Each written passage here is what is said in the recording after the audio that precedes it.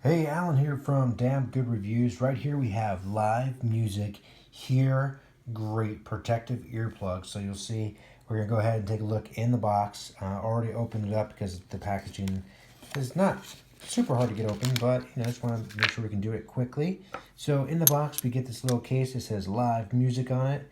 You got that. I guess it's supposed to look like a sound wave. Looks more like a heartbeat. Alright, and it comes with a little keychain attachment. Looks more like a little pill box, I guess.